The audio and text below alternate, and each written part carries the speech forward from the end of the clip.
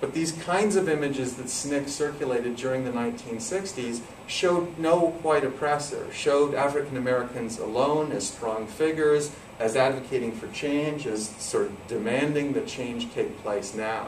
These kind of photos did not circulate in mainstream American society during the period, and the argument could be made that these would have been seen as much more radical, they would have been much more destabilizing, they would have been threatening to a lot of whites during the period, all of which is true, but they might have led to more longer-term change that actually undermined the rules and assumptions of white America in a way that simply wasn't possible with those more benign, now we see them as iconic images of civil rights.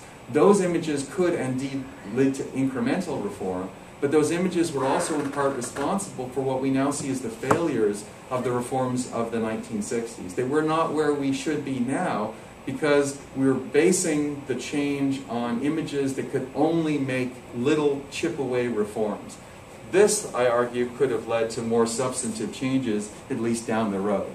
And I want to finally make the claim that when I showed this image to my mom and I asked her what it was about it, and she told me that it was political, this, by the way, is an intensely complicated image, a lot going on, we can talk about that if you want, but I am maybe suggesting that my mom saw it as political because it was political in a way that seemed different to her from the safe politics of those dog pictures and those fire hoses.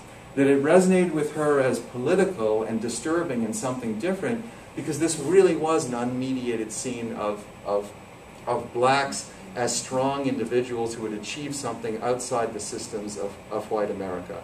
The politics here seemed too obvious to her because she was used to the softer politics of those iconic civil rights scenes. It was simply easier for her and for middle America in the 1960s to take in and to swallow. Okay, I will leave it there. Oh, that was great.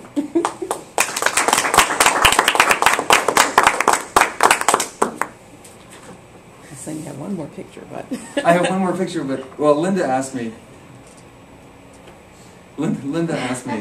if this has anything to do with the contemporary moment, and so I'm not a critic of the contemporary moment. I really am a historian, but I was struck during the election campaign that Obama, what he was valued for in the press was consistently that he was cool, he was calm, he was somebody that knew how to kind of keep his head even when things were spiraling out of control.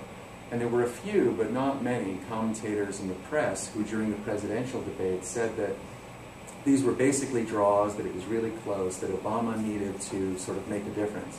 And a couple of commentators, though revealingly to me not many, said that Obama needed to come out swinging. He needed to score some points. He needed to, I don't know if I brought it, but there was a quote about how he needed to learn from Muhammad Ali, and he already knew how to float like a butterfly, but he needed to learn how to sting like a bee. And it struck me as soon as I heard that, the impossibility of Obama choosing a strategy during these debates of being on the attack. I mean, I think all of us can intuitively appreciate what would it have been like to have an angry black man there debating John McCain. That was a route to defeat. McCain, as a white guy, had the option of being calm, cool, collected, or of going on the attack. Obama didn't have that on his menu. That just simply wasn't a possibility. That he could not get a road, there was no road to him to the White House through going on the attack during these presidential debates. And if you read his biography, he talks about the fact that in his youth he became interested in and also surprised by the fact that whites would be very open and understanding and very interested in him because they met a man who didn't seem like an angry black man they expected to meet. That he seemed like someone who could sort of navigate the structures of white society, and he seemed quite pleasant, and this opened a lot of doors to him. Now, it opened doors because he learned the secret handshake of what black people need to do to get by in American society, especially as a black male.